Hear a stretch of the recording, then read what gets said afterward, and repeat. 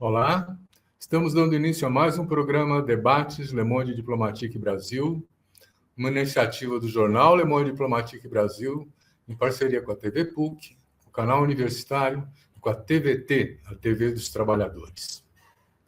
Hoje nós vamos voltar à questão do meio ambiente. Ele tem sido um tema recorrente nesse momento, não só pelos desastres ecológicos que a gente está vendo aí, mas porque está se preparando a maior reunião mundial para discutir essa questão, que é a COP30. Tem uma tensão presente nessa reunião entre aqueles que pretendem efetivamente tomar medidas mais drásticas de controle do meio ambiente e tem expressões para manter os negócios como estão. Acontece que nesse andar da carruagem, quer dizer, é importante também ouvir o que a cidadania está propondo na COP30. E para fazer isso, para identificar as ações da cidadania na COP30, nós convidamos duas assessoras políticas do INESC, uma importante ONG brasileira, que estarão na semana que vem em Bonn, preparando a COP30 numa reunião preliminar. Eu quero apresentar para vocês a Sheila Dourado. A Sheila Dourado, ela é graduada em Direito, é mestre em Direito Ambiental e doutora em Direito Ambiental, com experiência de trabalho e pesquisa junto a povos e comunidades tradicionais, povos indígenas da Amazônia e no Cerrado, atua como assessora política no INESC, nas pautas socioambientais e adaptação climática. Sheila, muito obrigado por estar aqui com a gente, é um prazer ter você aqui. Quero também apresentar para vocês a Carolina Alves, que é assessora política do INESC também. Ela é graduada em Relações Internacionais na PUC do Rio de Janeiro, é mestra em Ciências Políticas na Federal do Rio de Janeiro e assessora política do INESC. Atua nas pautas socioambientais com ênfase em questões climáticas nacionais e internacionais. Muito obrigado também, Carolina, por estar com a gente.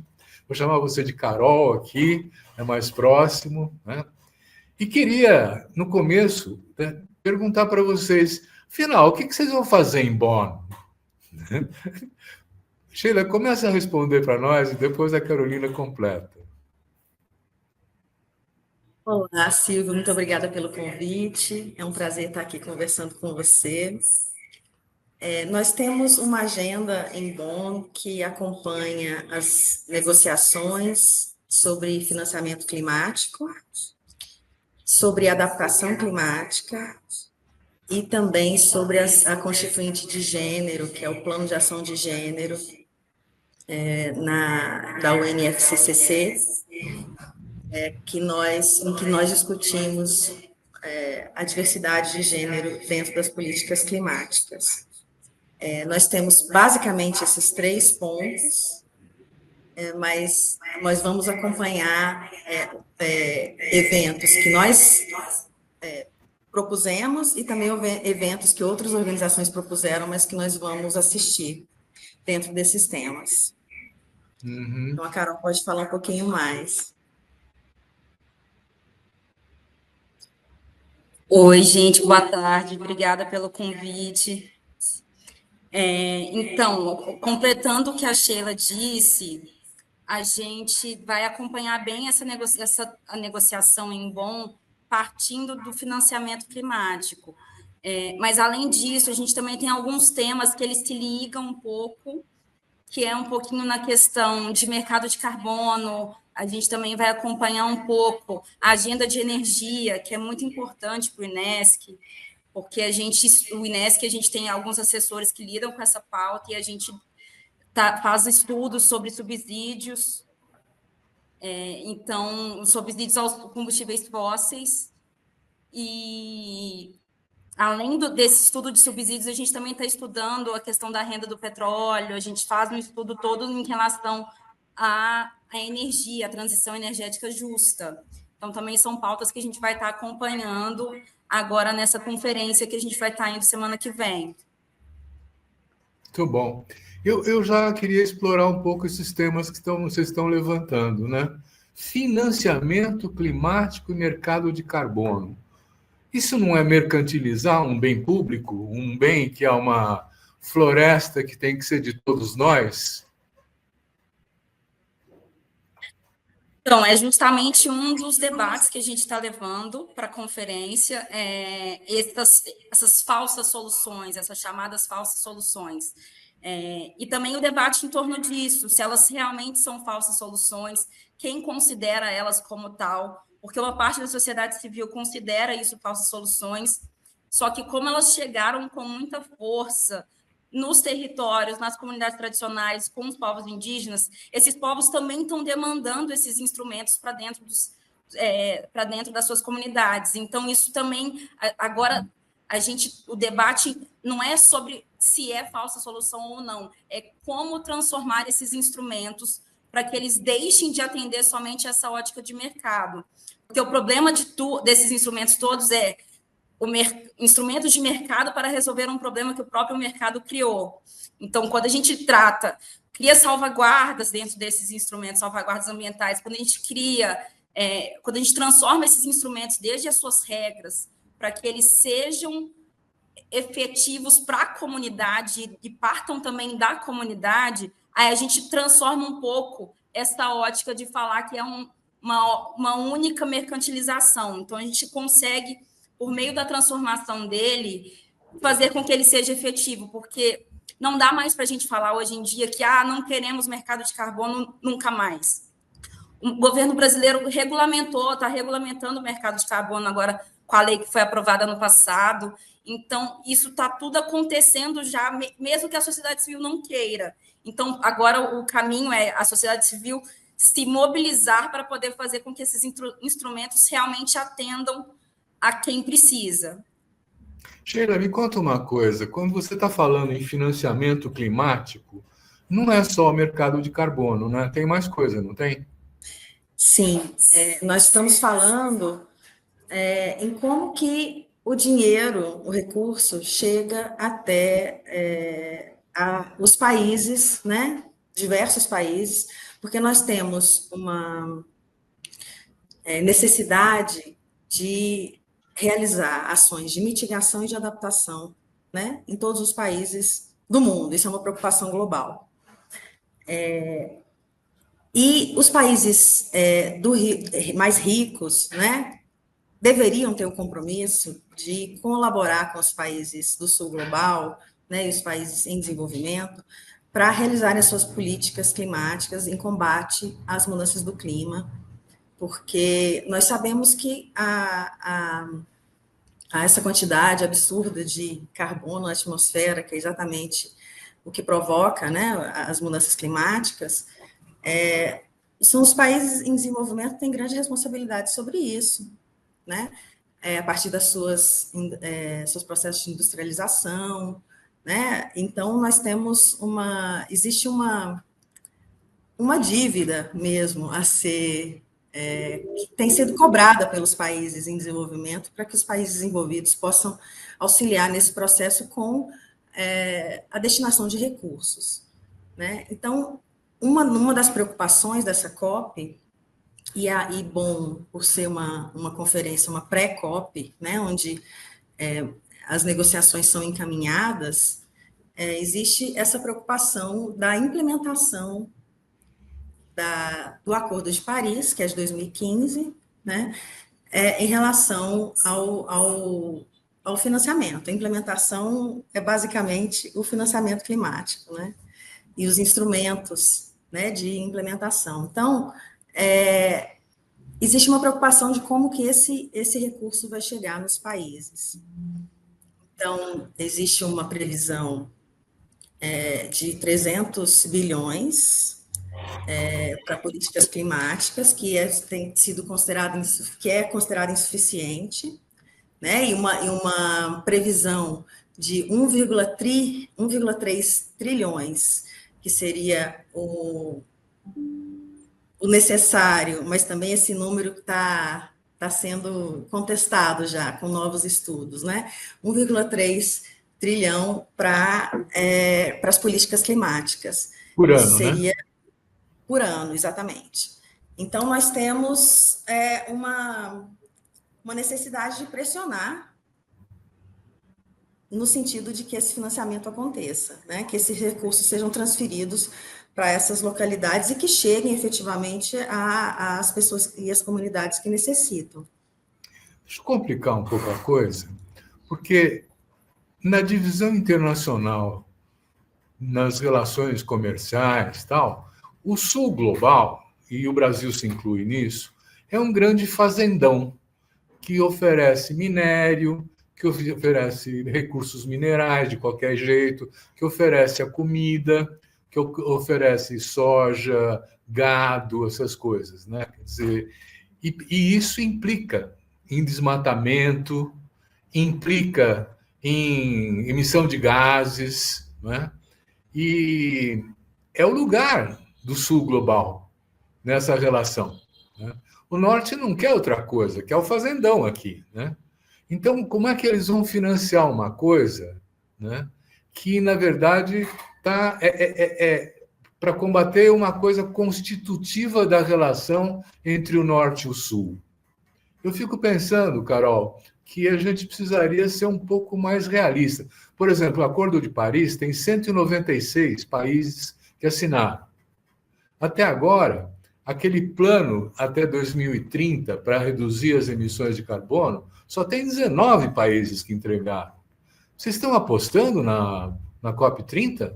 Porque, assim, não apostar na COP30 também é um erro, porque a gente tem que considerar que a conferência, apesar de um processo mais lento do que a sociedade civil gostaria, ainda é um processo válido de construção de acordos, de construção de consensos e de construção de articulações, até mesmo fora da COP30, porque quando a gente fala de conferências internacionais, a gente também está falando do que acontece fora.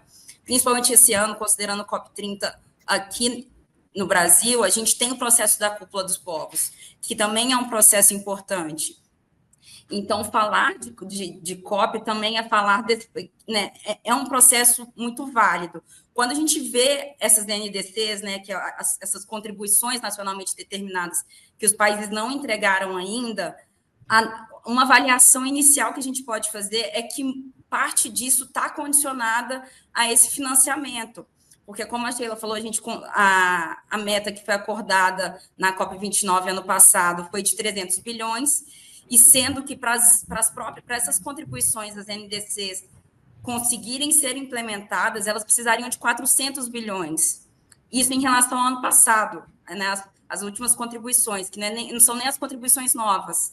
Então, o que a gente tem é que o déficit não cobre nem a NDC, quem dirá as outras ações de mitigação, adaptação e perdas e danos e reparações que são necessárias. Então, o que a gente precisa... Né, realmente, assim, a questão toda esse financiamento ele não está chegando, mas a gente acredita que o processo ele vai ser efetivo de alguma forma, porque a sociedade civil vai correr atrás, o governo brasileiro ele tem se empenhado em garantir novos instrumentos e mecanismos de financiamento.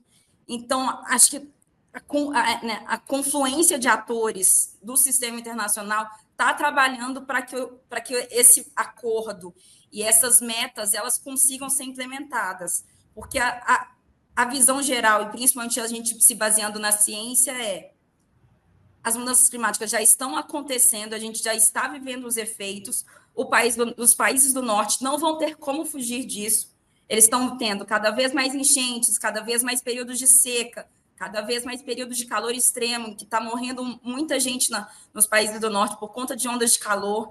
Então, a conta também está chegando para eles. Então, não vai caber a eles, vamos deixar os países do sul nessa relação colonial que a gente sempre manteve. Não vai funcionar. Nem os 300 bilhões chegaram, né? Mas a gente alcançou só em 2022, foi o primeiro ano que se alcançou os 100 bilhões que foram acordados lá em 2015 e 2016, com o Acordo de Paris. Uhum. O 100 bi, a primeira vez que alcançou os 100 bi anuais foram em 2022. Sendo que já era a gente já estava na iminência de fazer uma nova meta de financiamento que a gente ainda é incerto realmente se a gente vai chegar nele ou não por conta do comprometimento dos países, né, dos países do norte global. Mas olha, os países do norte global, né? Nós estamos falando de um Estados Unidos que se retirou do Acordo de Paris, e estamos falando de uma Europa que está principalmente voltada para se armar para uma suposta invasão da Rússia, que eles querem se defender disso. É uma ideia meio alucinada, mas enfim, quer dizer, eles não vão. Vocês acham que eles vão dedicar dinheiro para a COP30, para um fundo de financiamento da sustentabilidade ambiental? Nós precisamos continuar tentando, insistindo nessa pressão, porque, como a Carolina falou, a conta não está chegando só nos países em desenvolvimento, né? Ondas de calor são um grande problema hoje com relação aos efeitos da mudança climática, e os países do norte global estão também sentindo. Eu acredito que ainda falte uma consciência mais geral a respeito disso, mas quem tem essa consciência tem tentado buscar meios de fazer cobranças desses recursos, porque nós precisamos continuar incidindo sobre isso, né? Precisamos continuar tentando. E é uma questão de emergência, uma questão de sobrevivência, né? E eu acredito que cada vez mais pessoas estão se dando conta disso.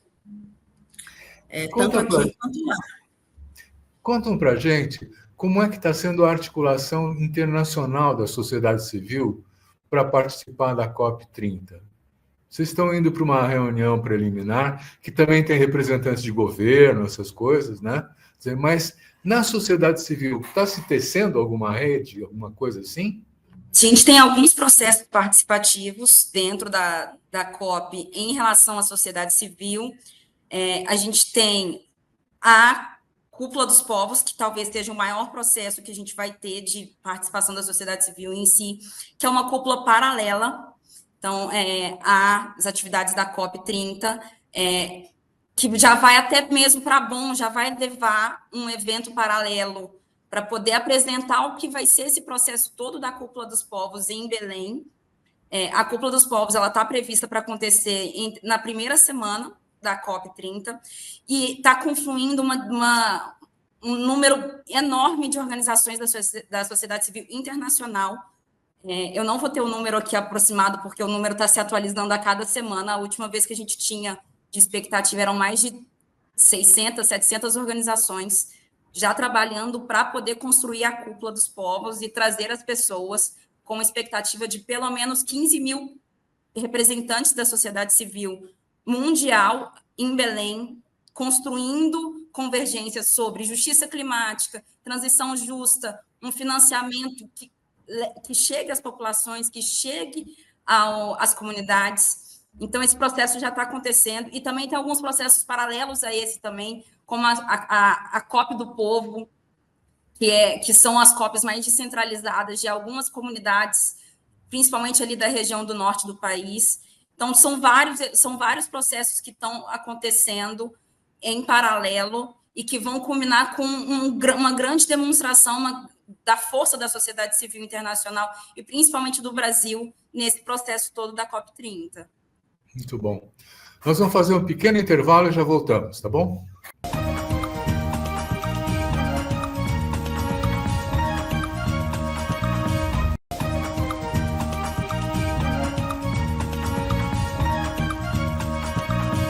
E nesse processo de preparação, a sociedade civil organizada, essas 600, 700 ONGs, organizações, não são só ONGs, né, que estão presentes aí, estão preparando algum documento, base, alguma referência para apresentar aos governos?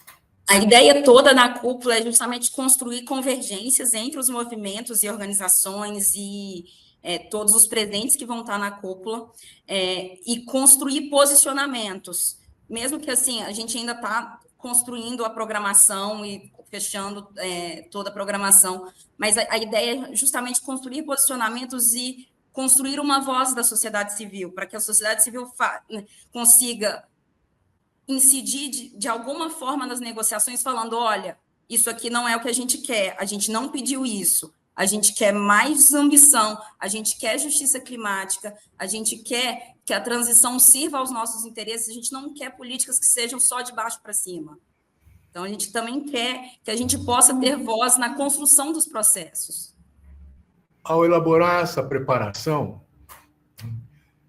eu acho que uma das coisas mais ricas nesses pré-cons,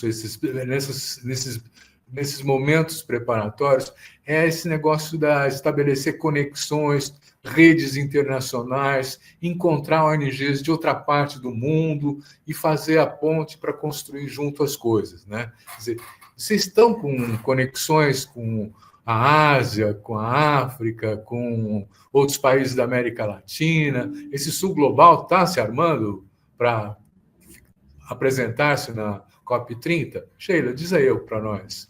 Nós estamos participando de uma articulação que faz parte de uma iniciativa num projeto que nós participamos chamada Responsabilização Verde, que reúne países do sul global, e que temos um workshop durante a Conferência de Bonn, né? Vai acontecer nos dias 21 e 22, mas, além disso, nós temos nos articulado também com as redes brasileiras, que são bastante potentes e vão estar bastante presentes na reunião de Bonn, justamente porque a COP30 vai ser aqui no Brasil.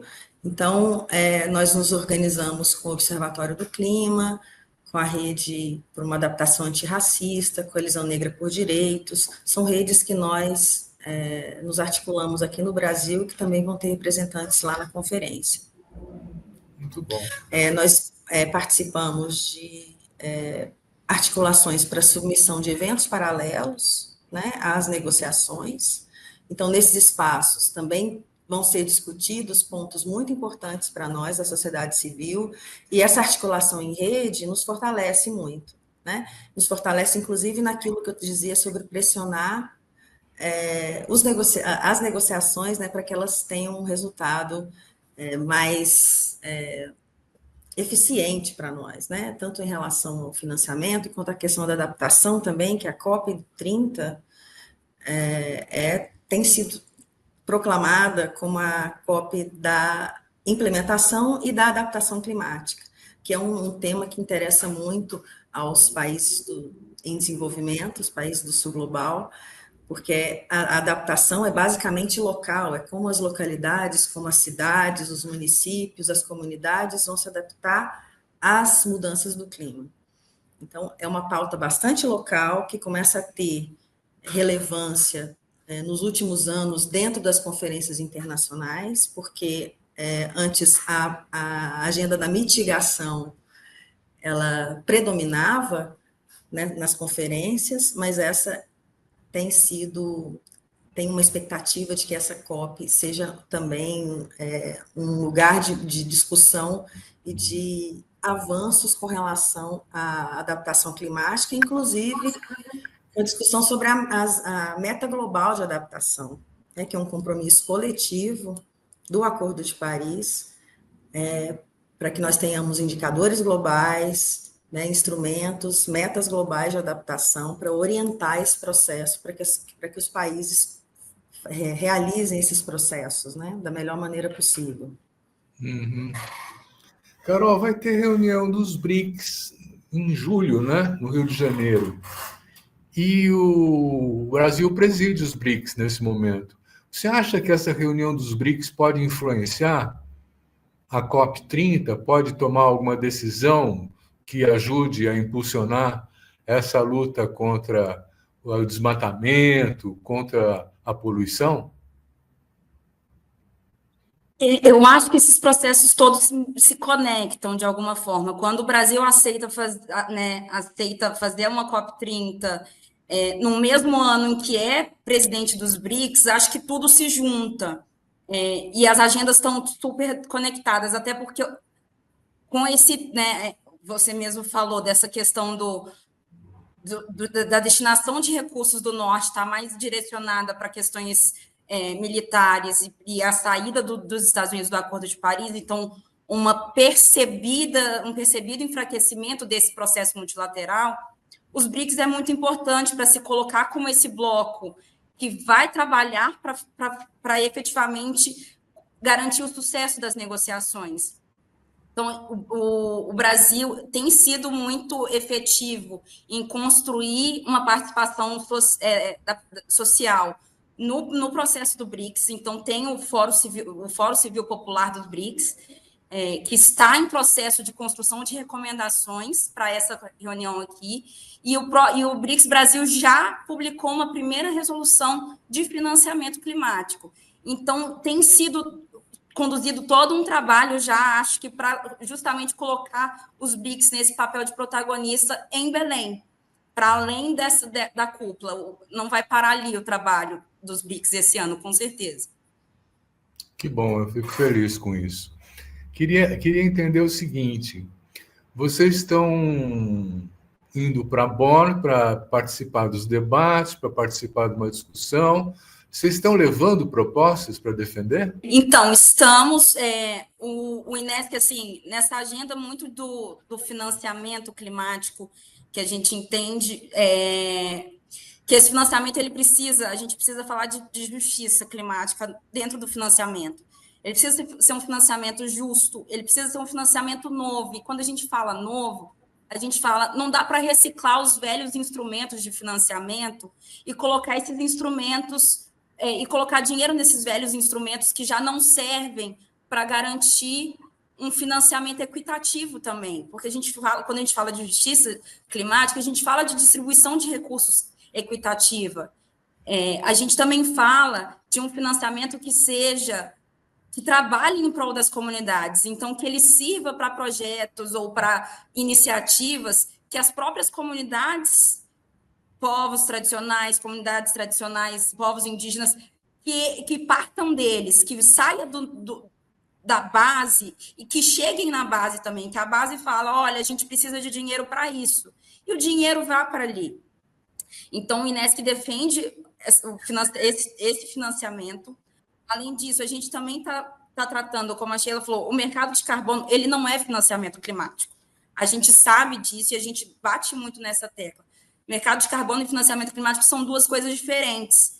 Podem servir a um mesmo propósito, de garantir mais dinheiro para as comunidades, desde que trabalhados de forma adequada, com salvaguardas, resguardando os direitos socioterritoriais e socioambientais dos povos onde os projetos vão ser implementados. Sheila, até agora nós estamos falando mais de financiamento. Tem outras iniciativas que estão sendo pensadas para além de repasse de grana? Sim, como eu disse, a questão da adaptação é muito crucial, né? Nós defendemos uma política climática, uma política de adaptação que sejam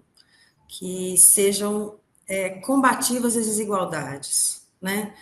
Nossa defesa é que as comunidades sejam contempladas e, para além disso, né, as populações tenham controle e transparência sobre as medidas e políticas climáticas que estão sendo propostas e executadas.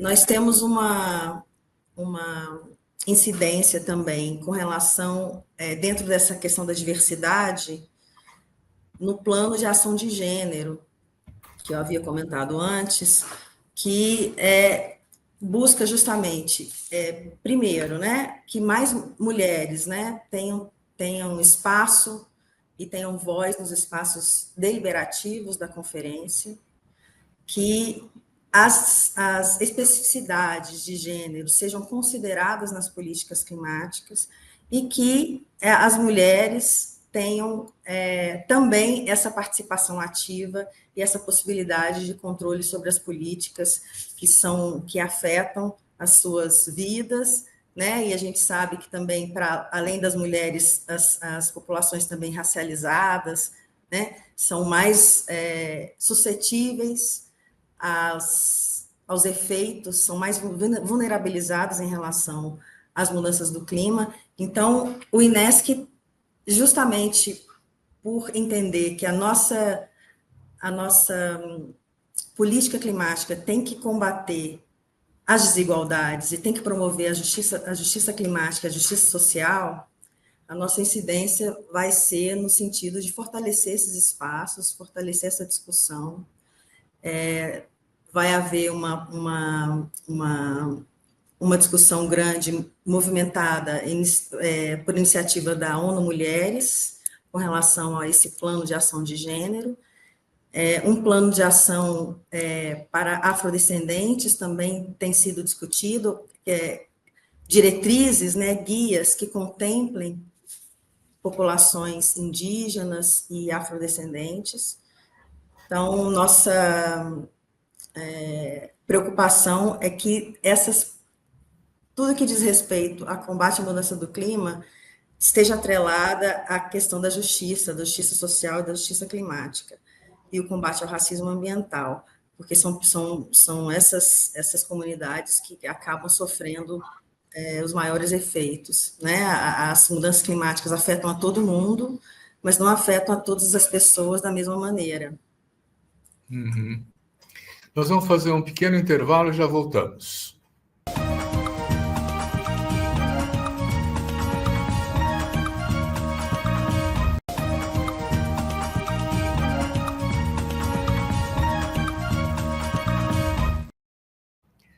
No plano global, a gente tinha instituições na ONU que cuidavam disso, algumas referências internacionais, quer dizer, e hoje em dia o sistema ONU está bem combalido, né? Está bem fragilizado, né? Quer dizer, nós não temos mais esse poder de fazer uma convocação como a Rio 92 ou qualquer coisa assim, porque mudou o tempo, os tempos mudaram, as políticas mudaram, né?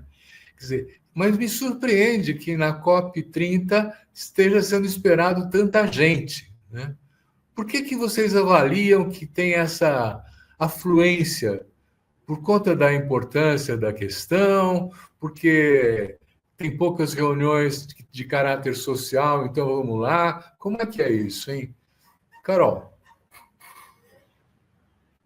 Acho que, assim, o processo de cúpulas de clima, ele tem tido cada vez mais participação, se a gente observa os números de representantes e de participantes dessas cúpulas, cada vez mais, apesar das últimas 3 cúpulas, em termos de sociedade civil, a gente ter tido bastante dificuldade em relação a comparecimento por conta de dificuldade de acesso e dificuldade de recursos, mas são cúpulas que é ali que o debate ainda está sendo travado, é ali que o debate ainda está sendo colocado, e não só o debate, soluções também, é onde os diversos setores têm se reunido para poder, cada um da sua forma, buscar influenciar e buscar fornecer soluções e garantir soluções de forma que cada um saia ganhando de algum, né, um pouquinho naquele debate, naquele espaço.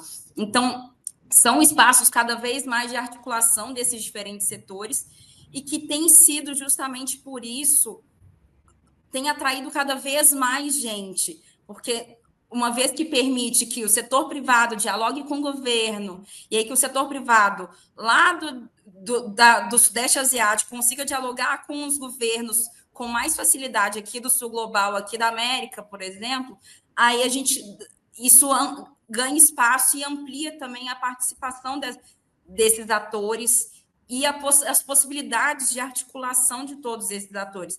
Então, a gente fala que, assim, apesar da ONU estar em um processo que a gente ainda, né, que está tentando se colocar de novo como protagonista, esses processos de cúpula, principalmente de clima, que é um assunto que, por conta da ciência e dos próprios efeitos que a gente tem visto, é um assunto que ganhou muita pauta, tanto política quanto financeira. Então, aí, quando a gente fala de pauta política, os atores, os governos, os governos subnacionais também, os governos de cidades e governadores também têm comparecido, justamente para poder dialogar entre si e falar, olha só, a gente precisa agir de uma forma que a gente consiga a solução mais rápido, porque o que a gente tem feito até agora não está dando muito certo, a gente está sofrendo.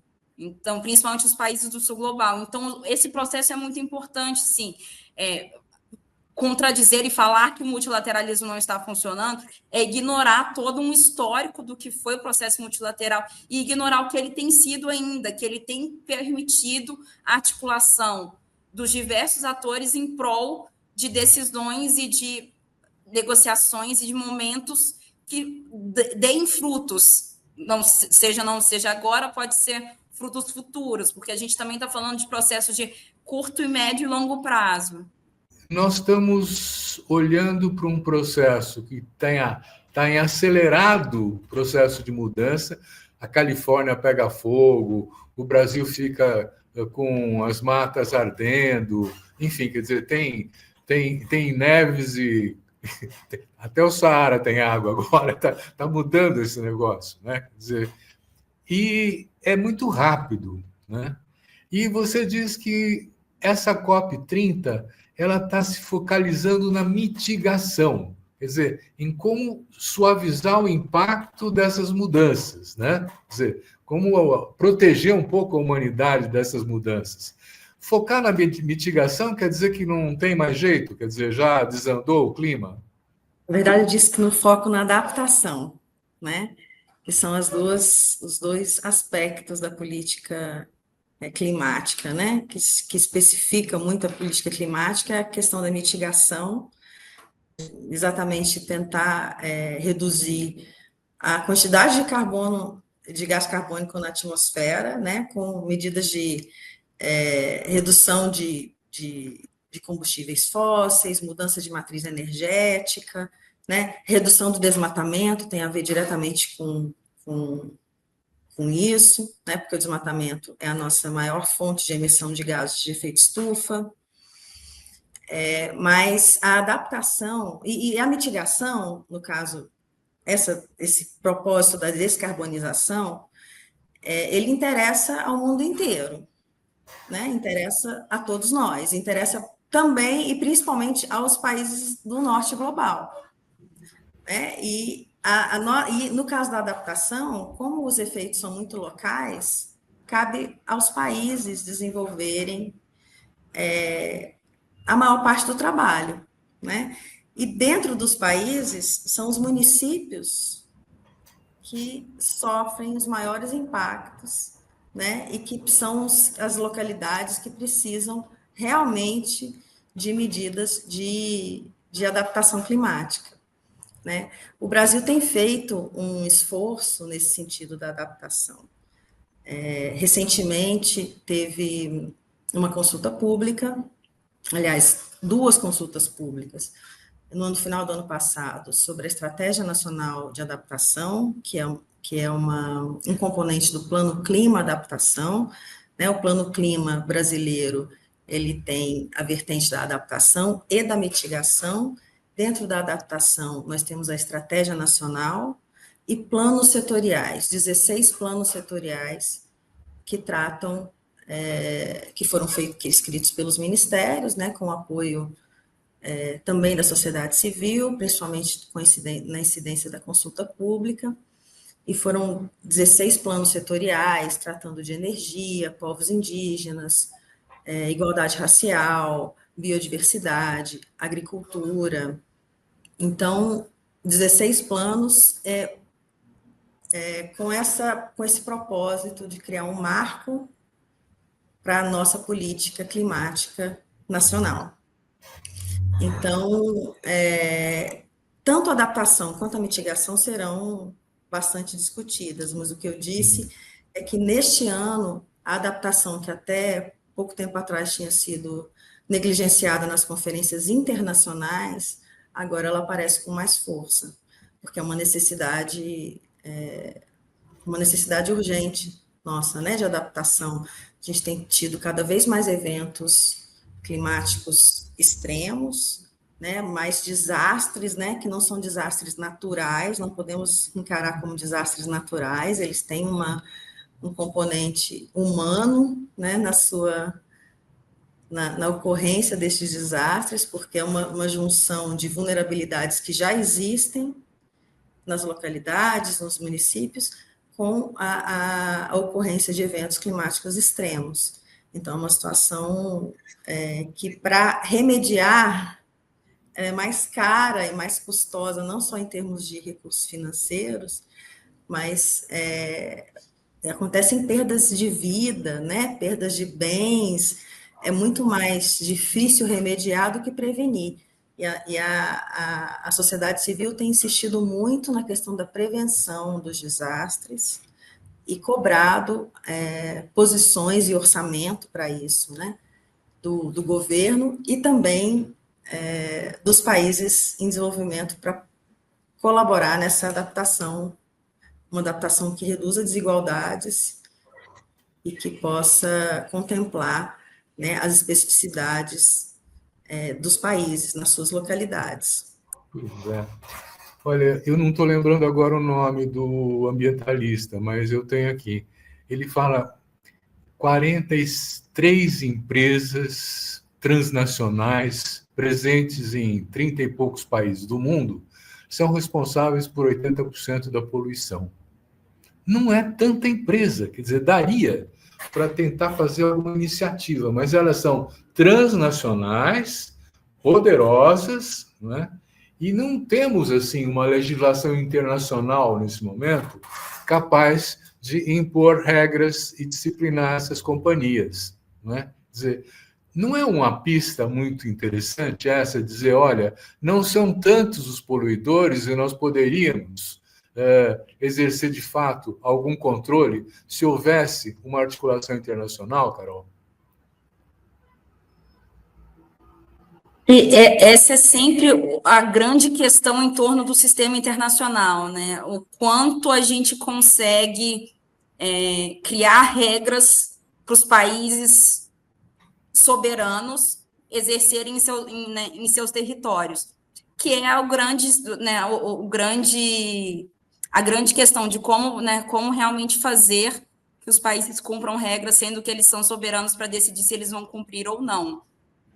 Então, quando a gente fala de poluidores, a gente tem que lembrar que, assim, não sei, não tenho noção desse número, mas não são só as indústrias, né? A gente tem também, os emissores vão além das indústrias. Então, a confluência de atores emissores, se a gente conseguir, né, se o sistema internacional como um todo decidisse, e os atores soberanos, os países, que são as partes das convenções, das diferentes convenções, entendessem qual que é o seu papel, e não só isso, qual que é a vantagem de fazer as ações climáticas, porque hoje a gente fala que o custo da inação é muito maior que o custo da ação.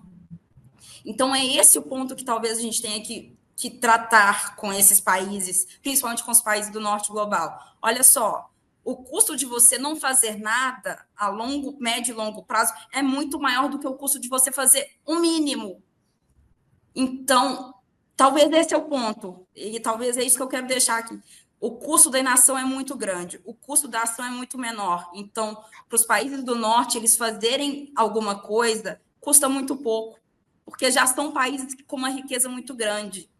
Então, é muito mais fácil para eles fazerem alguma coisa e custa muito menos. O que vai acontecer depois da COP30? Quer dizer, continua essa briga, continua essa disputa? Tem uma sequência isso? Sheila? Sim, claro, não para por aqui, né? A movimentação da sociedade civil vai continuar. Nós temos essa preocupação de que sejam ações não só de curto prazo, né, mas que nós possamos fortalecer inclusive a política brasileira com relação à mudança do clima, esses planos que eu mencionei, os planos, o plano clima, tanto adaptação quanto mitigação, eles devem ser lançados na COP. Então, o trabalho todo de execução desses planos vai acontecer depois da conferência, aí que o trabalho de execução deles vai realmente começar. Não é uma tarefa fácil, né, como dá para perceber pelas discussões, são questões muito complexas, mas a sociedade civil continua atenta, continua organizada e preocupada, porque no ano que vem nós temos eleição, né? Então existe uma preocupação para que nós tenhamos ainda neste mandato federal uma estruturação de uma governança climática que seja colaborativa, que seja justa, que vise a justiça climática. Então, o trabalho depois da COP, com certeza, vai continuar com muita força. Nós vamos fazer mais um último intervalo e já voltamos.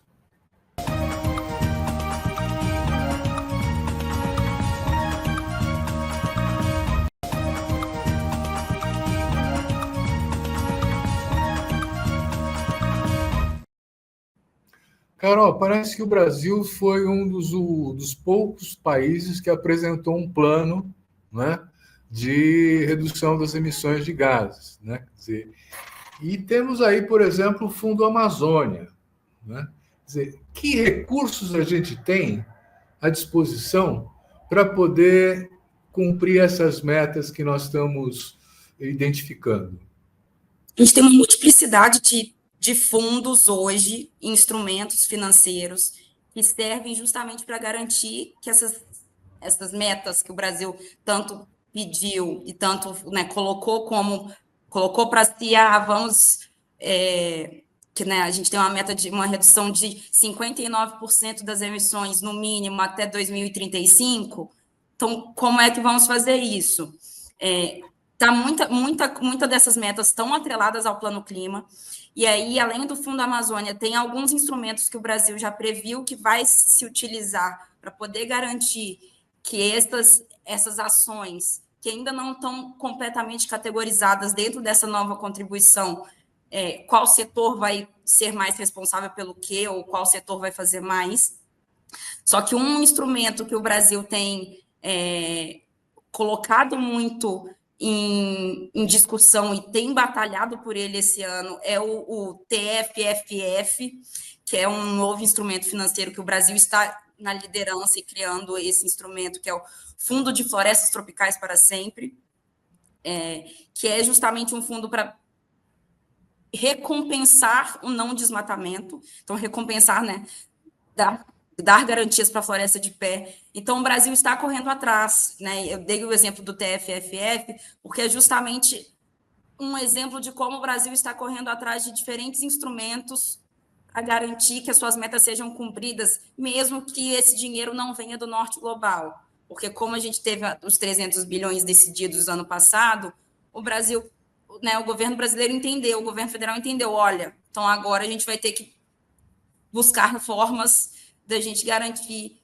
que as nossas metas consigam ser preenchidas. Então, é o Fundo Amazônia, é o Fundo Clima, é o TFFF, são os diferentes fundos que a gente já tem acesso a alguns hoje, e alguns novos fundos e instrumentos que todos juntos vão criar esse ambiente financeiro, essa estrutura financeira para, né, uma espécie de ecossistema financeiro para a implementação dessas metas. Uhum. Sheila, vamos pensar o futuro. Você foi à COP30 e saiu de lá super satisfeita. O que aconteceu lá para você ficar satisfeita? O que você espera que seja o resultado da COP? Primeiro, que seja aumentado o financiamento, né? Essa é uma questão crucial, mais recursos para as políticas climáticas. Incorporação das componentes de gênero e raça, também nas negociações e também nas definições sobre financiamento. Uma sociedade civil fortalecida e articulada para poder continuar o trabalho pós-COP. Bom, eu penso que eu voltaria feliz com esses 3 pontos. Carol, nós estamos terminando o nosso programa. Passa rápido isso aqui. Eu queria perguntar para você, faltou alguma coisa em termos de expectativas positivas que você gostaria de acrescentar? Não, acho que agradeceu todas as perguntas, porque realmente deixa a gente refletindo.